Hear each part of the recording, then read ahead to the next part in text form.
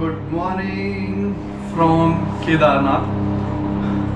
तो आज है 27 सितंबर और मैं आज आया हूँ केदारनाथ एंड ये मेरा रूम था। थोड़ा सा मैसी हो रहा है क्योंकि जस्ट निकल रहे हैं। तो मैं रात यहाँ पे आ गया था, तो रात बहुत तेज बारिश हो रही थी बट मौसम एकदम ख़राब था। लेकिन जब सुबह मॉर्निंग हुई और मॉर्निंग होने के बाद जब मैंने बाहर का देखा, भाई ऑसम।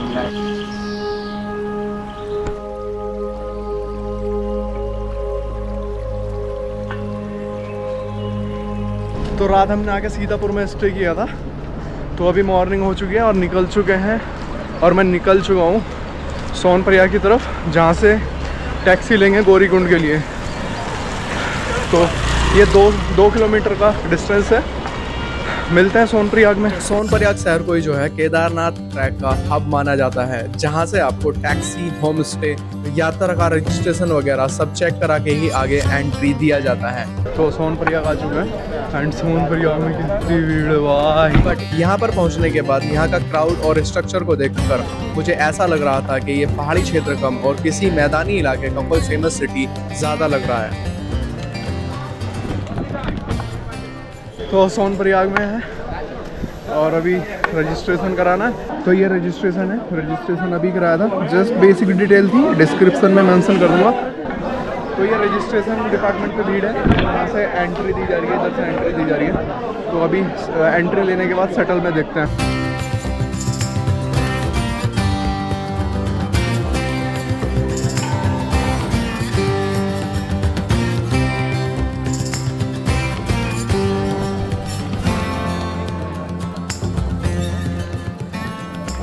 तो रजिस्ट्रेशन में मुश्किल से 5 मिनट लगे थे, जिसके लिए आधार कार्ड नंबर, आपका मोबाइल नंबर, आपके पेरेंट्स का मोबाइल नंबर मतलब इमरजेंसी मोबाइल नंबर एंड एक आधार कार्ड। उसके बाद उन्होंने हमें वो हैंडबैंड के टाइप जैसा दिया था और उसके बाद उसको एंट्री दिखा के हम निकल के आ चुके हैं आगे।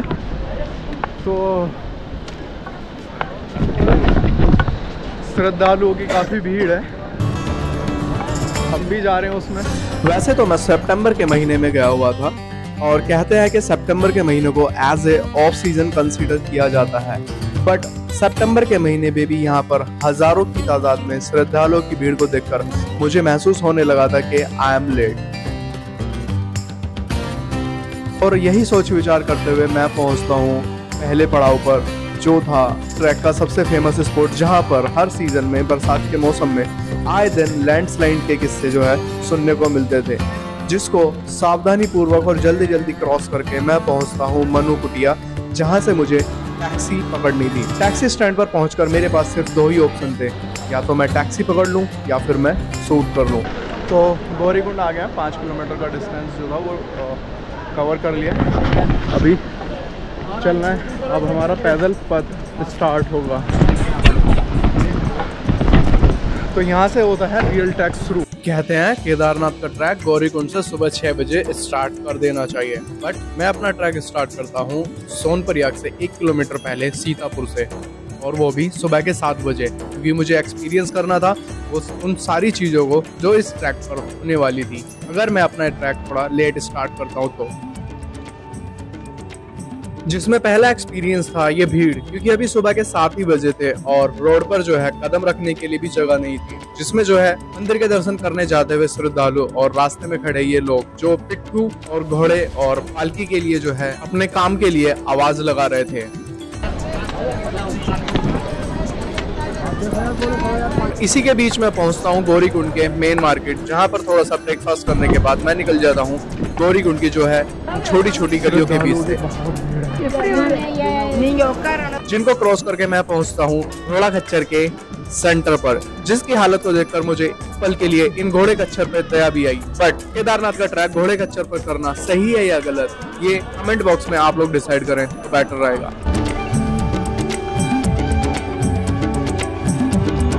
कहते हैं यहाँ जानवरों पर बहुत अत्याचार किया जाता है, क्योंकि ये यात्रा बहुत कठिन मानी जाती है।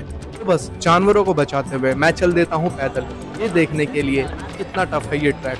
और हमारा पहला पड़ाव होने वाला था जंगल चट्टी, जिसके लिए मुझे करना था 3.5 किलोमीटर का ट्रैक और एक्सपीरियंस करना था इस ट्रैक की खूबसूरती को, सुंदर झरनों को, और रास्ते में आने वाली कठिनाइयों को, जहाँ पर रास्ते की चौड़ाई कम और श्रद्धालुओं की भीड़ ज्यादा होने वाली थी, क्योंकि जितने लोग यहाँ पर पैदल चल रहे थे उससे कहीं ज्यादा लोग घोड़े खच्चर, पालकी और पिट्ठू पर जा रहे थे, जिसकी वजह से रास्ते में चलते हुए बहुत ज्यादा कठिनाइयां हो रही थी और कहीं कहीं पर तो ट्रैफिक जाम जैसा हो जा रहा था।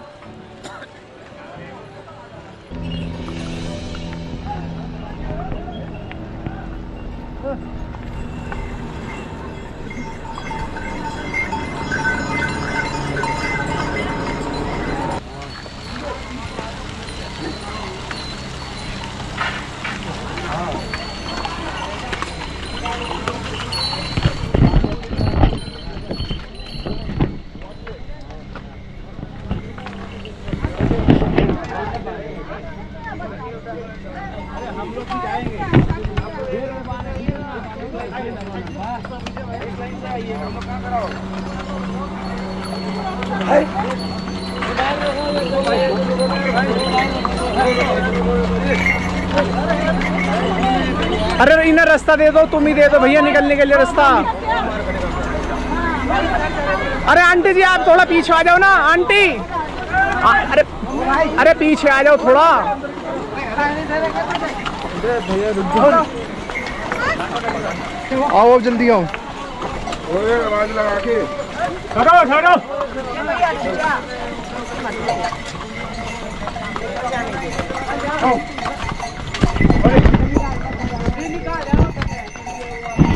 जैसे सिक्के के दो पहलू होते हैं, वैसे ही हर परिस्थिति के भी दो पहलू होते हैं। और अभी तक मैंने परिस्थिति के पहले पहलू का सामना किया था और अब बारी थी स्थिति के दूसरे पहलू का सामना करने की, जिसमें एक्सपीरियंस करने थी ये खूबसूरती।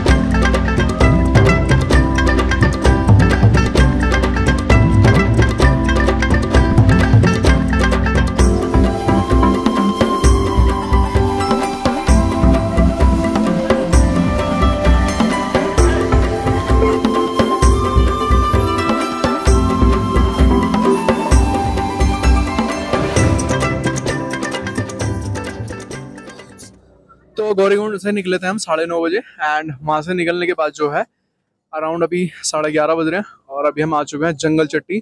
ये 3.5 किलोमीटर का ट्रैक था। हम नॉर्मल आ रहे थे, मतलब स्पीड बहुत ज़्यादा ना तेज़ थी ना बहुत ज़्यादा हम स्लो चल रहे थे, एक नॉर्मल स्पीड में चल रहे थे। और अभी कोई मतलब इतना ज़्यादा थकान भी महसूस नहीं हुई है, क्योंकि आप इसका रीज़न ये मान सकते हैं कि यहाँ पर जो है भीड़ बहुत है, आप कह सकते हो कि रश बहुत है, जिसकी वजह से महसूस नहीं हो रहा है।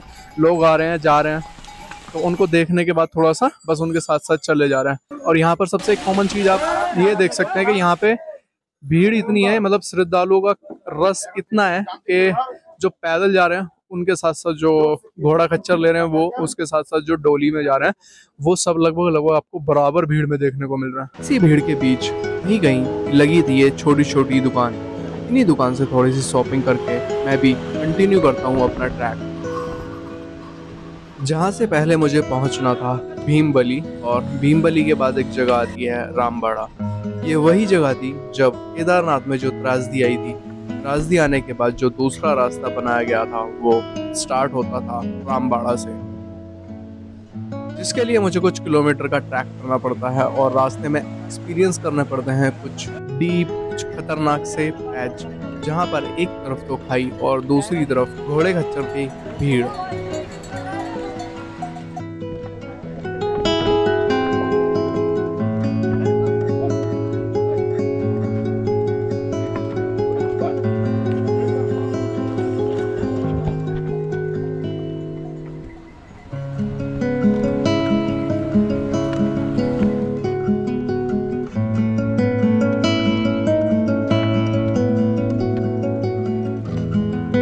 तो अभी रामबाड़ा आ गए एंड ये रामबाड़ा का पुल है। और रामबाड़ा से रामबाड़ा के आगे जो मतलब सबसे कठिन चढ़ाई बताते हैं, सबसे टफ पार्ट बताते हैं, वो इसलिए बताते हैं कि देखो यहाँ से ये जाना है, फिर ऐसे जाना है, फिर यहाँ से घूम के ये ऊपर, और फिर वहाँ से वो ऊपर और हमें वहाँ जाना है। वहाँ सबसे मुश्किल पार्ट यही है। अभी आगे चल रहे हैं, इसको भी एक्सपीरियंस करते हैं। तो ये रामबाड़ा का पुल है, और ये पुल इतना संकरा है और इतना हल्का मान सकते हो कि यहाँ पर अगर घोड़ा खच्चर आ रहे हैं तो पहले एक तरफ से आने वालों को निकलने दिया जा रहा है, फिर दूसरी तरफ से जा रहे हैं, वरना रुक जा रहे हैं। ये रामबाड़ा का पुल है।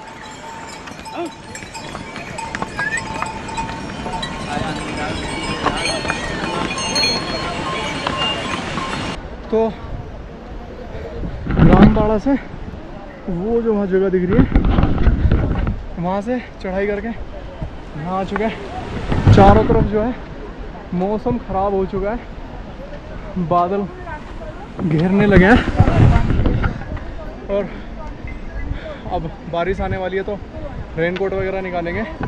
यहाँ से 7 किलोमीटर रह गया मंदिर।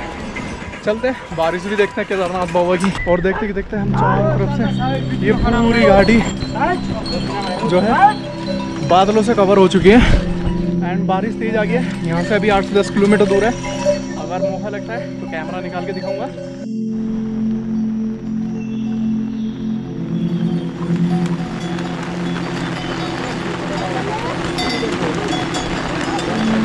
बारिश तो रुक चुकी है, बादल अभी भी छाए हुए हैं चारों तरफ, पूरी घाटी में बादल अभी भी छाए हुए हैं। हम काफ़ी ऊपर आ गए वहाँ से जब बारिश आई थी।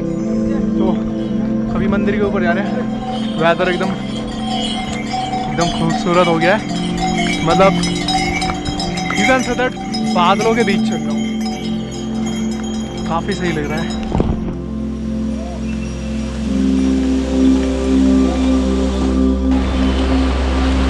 थोड़ा आगे आ गए एंड ये वाला पैच और वो देखो लैंडस्लाइड, वो देखो पत्थर, वहाँ पे पत्थर गिरने लगे।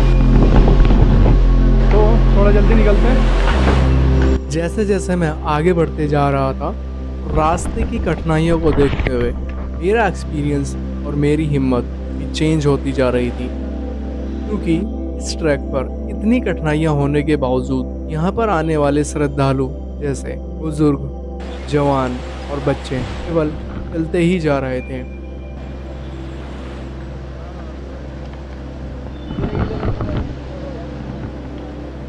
चलो भैया चलो।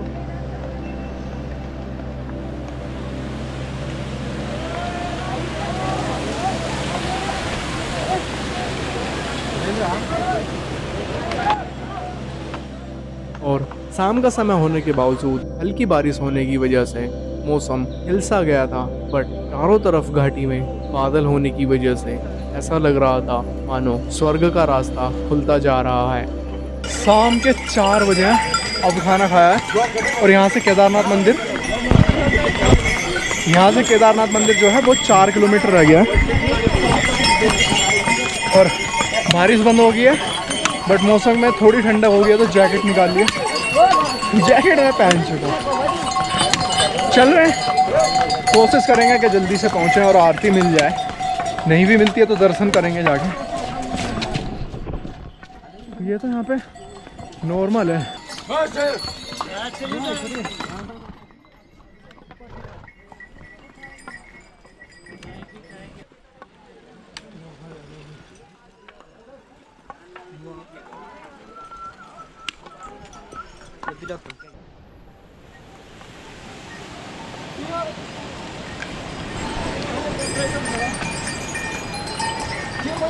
तो जस्ट 2 मिनट लगी पूरी वैली को कवर होने में क्लाउड से। तो अभी शाम के 5:43 हो रहे हैं और वैली में अंधेरा हो चुका है। ये लाइट जल चुकी है, लाइट जल चुकी है। तो होप कोशिश करेंगे अगर आरती मिल जाए तो। अगर आरती नहीं मिलती है तो सुबह की आरती देखेंगे। वैसे तो केदारनाथ एक तीर्थ स्थल होने की वजह से हर किसी का सपना होता है अपने जीवन में केवल एक बार यहाँ के दर्शन करना। बट इस रास्ते पर जो भी मैंने अभी तक एक्सपीरियंस किया था और मंदिर के करीब आने के बाद यहाँ का दृश्य देखने के बाद जो मैंने यहाँ पर एनालाइज किया, उसके अकॉर्डिंग मैं कहना चाहूँगा कि आपको जीवन में एक बार केदारनाथ जरूर आना चाहिए। तो बाबा के दरबार पे आ चुका है एंड जस्ट कुछ कदम दूर है।